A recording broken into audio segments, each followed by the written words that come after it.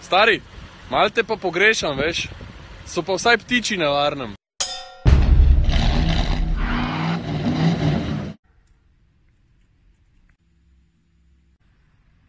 Hibrid. Priključen hibrid. Jaz se čisto dobro zavedam, da se bo zdajle marsikomu to naumen slišal, ampak marsikdo ne ve, kakšna je pravzaprav razlika med navadnim hibridom pa med priključnim hibridom.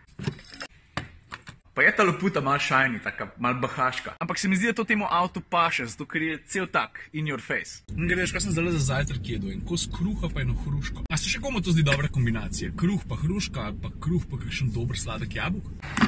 Kje sem ostal razlika med navadnim pa priključnim hibridom? Pionir vemo, kdo je, Toyota Prius, za njo še Honda Insight, pa tako naprej. Najprej je bila ta kombinacija bencinsko-električna. Pa čez zelo dolg časa, koliko je ne 7 let nazaj vletel še Peugeot, pa je ta prvo ponudil dizelsko-električno kombinacijo. Ampak to zdaj sploh ni pomembno. Ker moraš vedeti to, da navadni hibrid izkorišča kinetično energijo vozila, zato da si fila akumulator oziroma baterijo. Elektromotor pa pol džuska iz te baterije, pa ti daje moč ponovadi pri speljevanju, pa konec koncev ti navadni hibridi omogočajo tudi tak zelo omejen par kilometrski električni doseg, v najboljšem primeru. In s temi navadnimi hibridi je večina ljudi že kar dobro seznanjena. Mislim, v osnovi veste, zakaj gre. Priključnih hibridov teh je pa manj. Ta Mini Countryman je eden izmed njih. Pravzaprav jih BMW koncern ponuja en kup. Od dvojke, trojke, petke do sedmice, vsega boga malo. In pol ta beseda priključen, lahko naredi ogromno razliko. To pa zato, ker ti avto dejansko omogoča veliko večno neslišno avtonomijo kot navadni hibrid. Za ta avto BMW, Mini prav, da ima električnega dosega tam dobrih 40 km. Meni jih toliko ni ratal narediti, sem pa z lahkoto prilezel do 26.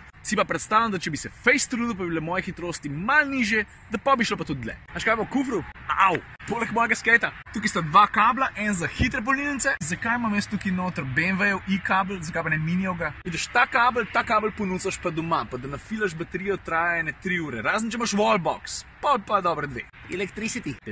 Pa še kaj sploh še nisem povedal, tale Countryman je prvi Minijev priključen hibrid, plus pike za 8 feltne. Hibridni pogonski sklop pa že dobro poznamo z BMW-jev, konec koncev nekaj zelo podobnega uporablja tudi i8. To se pravi 1,5 litrski trivaljnik, kar se benzina tiče, ta ponudi 136 kW, pa imaš pa še elektromotor z 88 kW, tako da skupna sistemska moč je pa tam okoli 225 konjev. Skaj nekaj jaz govorim o konjih, nekaj po kilovatih. Come on, man! Tudi zaradi vseh teh konjev se mi zdi, da si Mini drznil, da tole črko sasam. Sasam?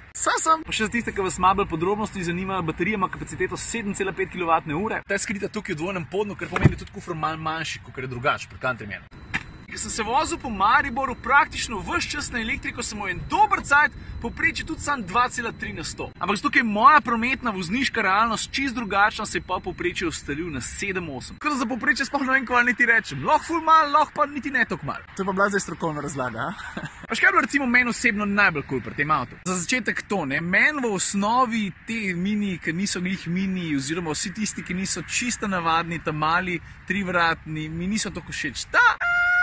Kar se pa vožnje tiče, ne glede na to, da je ta avto razmeroma težek, moram reči, da je ta prav feeling za volanom. Pa ne govorim zdaj tukaj o go-kart feelingu. Ampak kakorkoli obrneš, ne glede na to, da razmeroma visok sediš, avto dinamično je sposoben, pa se dobro počutiš, ko se hitro peleš. Predvsem pa to mi je zelo všeč ti šus elektrike v štartu, ko speleš, ali pa ko se ti malo mudi, pa hočeš imeti performance takoj, ga tudi dobiš. Zaradi elektrike, ki pride sem na zadnja kolesa. In ja, avto v osnovi je 4-kolesno gnanje, ampak ta 4-kolesen pogon ni tak 4-kolesen pogon, ki pritiče malo bolj resnemu terenskemu vozilu. Tukaj je druga zgodba. Tudi odziven ni ful ta pogon. Zdaj bom speljal, pa bo šli do koliko časa bojo sprednja kolesa kopala, preden bo zagrabila elektrika zadnji.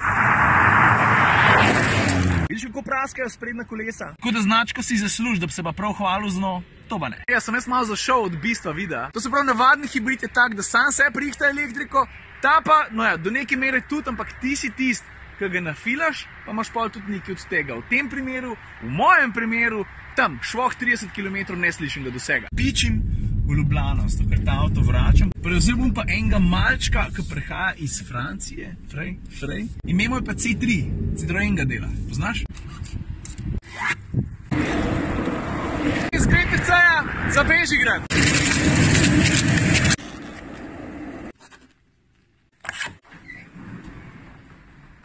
Evo ga. O, avtomatik. Ok. Motor jasen, kjer je, bencinski trivaljnik, to mi je všeč. Zdaj sem že povedal, zakaj meni C3 všeč, ne? Zato, ker je v nasprotju z veliko večino tekmecev tak zrelaksiran. Špegli, nam rekel, da imam feeling, da sedim v dnevni sobi, ne? Ampak sedeži so bolj taki fotelasti, ravni, mehki, udobni, to mi je všeč. Stari, malo te pa pogrešam, veš.